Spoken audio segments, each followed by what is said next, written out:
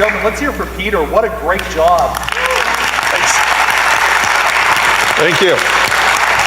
All right, Peter, we have time for a few questions. I don't fly out till 5 in the morning. I'm good. Oh, good.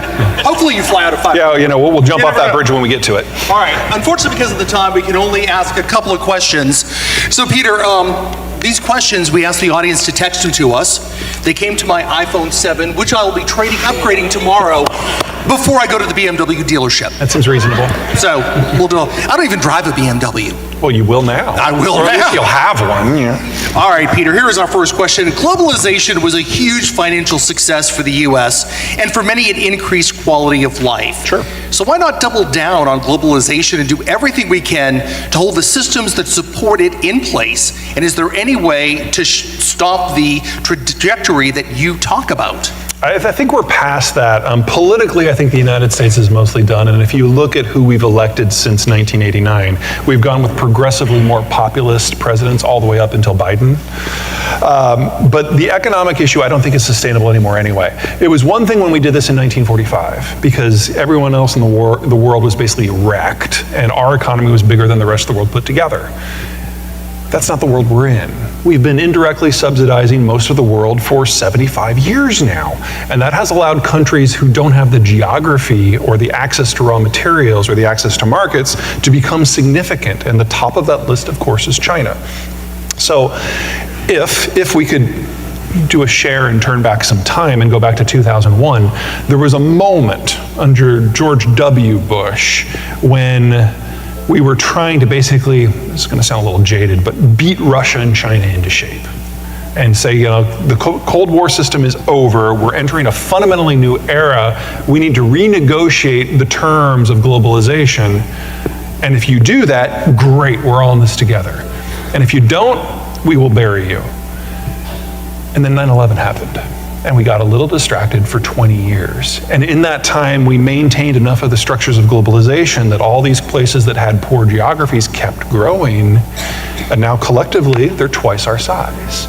We can't subsidize things of that size. Unless, of course, we want to spend all of our national blood and treasure making sure that China is the unassailable superpower. I don't think that's going to fly. Peter, our next question. Do you think declining demographics in the developed world is our #1 security issue for the United States? No, because you remember ours, right? Ours are pretty good. I mean, we're still aging and we still have these distortions when we go from the big boomers to the small Xers to the big millennials to the small Zers. But these are problems we can manage over time. In addition, we are partnered with Mexico, which has the healthiest demography, not just in the rich world, but in the advanced developing world as well, better than India, better than Indonesia or Turkey.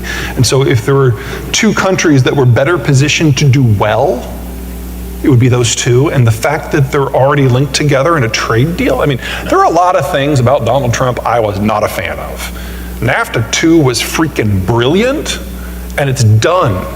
It's embedded into the system, and this political sniping that we see around the world in our own country doesn't really apply to NAFTA. I mean, Biden and the Mexican president, AMLO, they loathe each other, personally, professionally, ideologically, and they just got done with the Three Amigos Summit. It was the most successful summit we have had with NAFTA since 2006.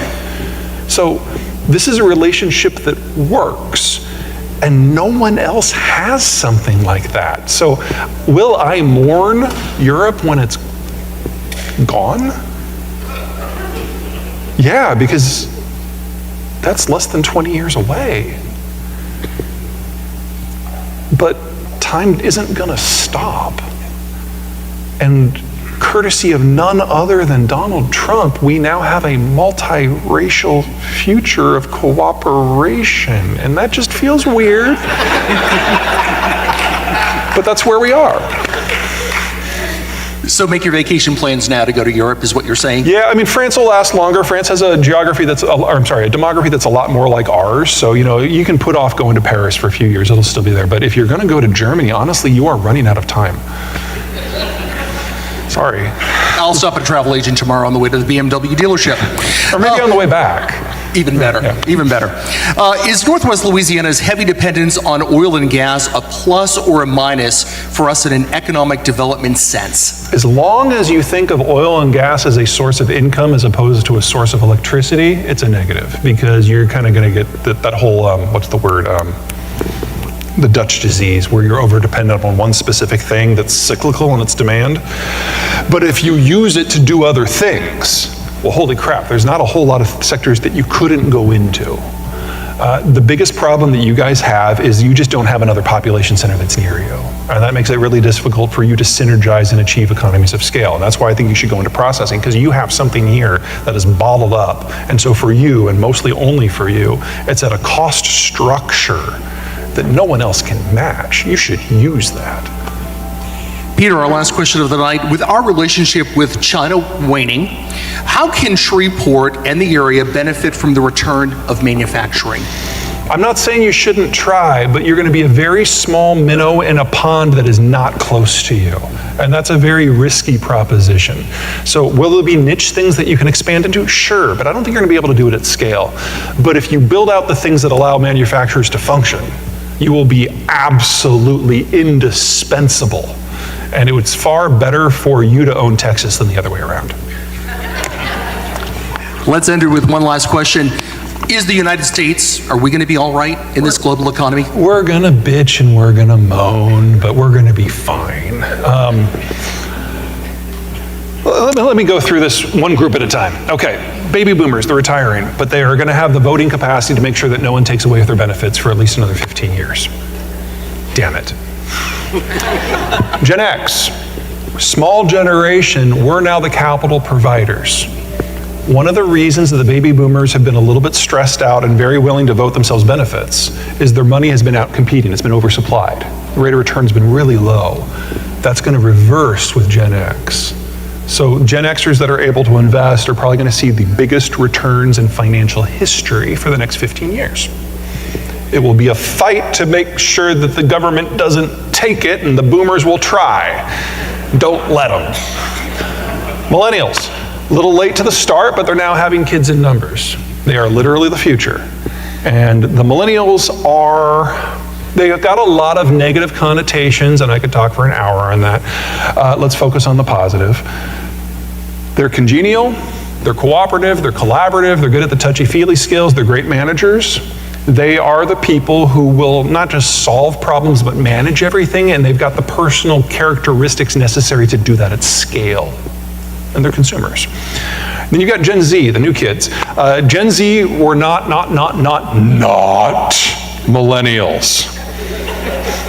So, the millennials were raised by the boomers, and they were told that they were special, and we don't keep track of the score of the soccer game, and this gave them very high senses of self, which can be a problem, but this is why they're so open and friendly and cooperative. The Zoomers are the children of Gen X, and we raised our kids knowing that Medicare and Medicaid and Social Security would never be there for them, and we know that you can trust no one, and you have to be better than everyone, not better than the millennials, that's easy. And you have to put in the hours, and then you have to put in more hours, and you can't rely on anyone. So they are pathologically hard workers, and they're very loyal to their employers because they see their employers as giving them a lifeline. But they never want to meet you. Their dream job is to work in a closet that locks from the inside. So if you need coders, we've got a whole generation ready to go. But if you want anything else, you got to turn to the millennials. This is a cultural mix that can really work. I mean, there are negatives about every generation, there are positives about every generation, but at the age bracket we're in right now, we're going to have a highly productive financial sector. We're going to have rock bottom prices for IT because of the Zoomers. And in the middle, managing all the details, you've got people who actually like to be in the same room together. This works. Everywhere else,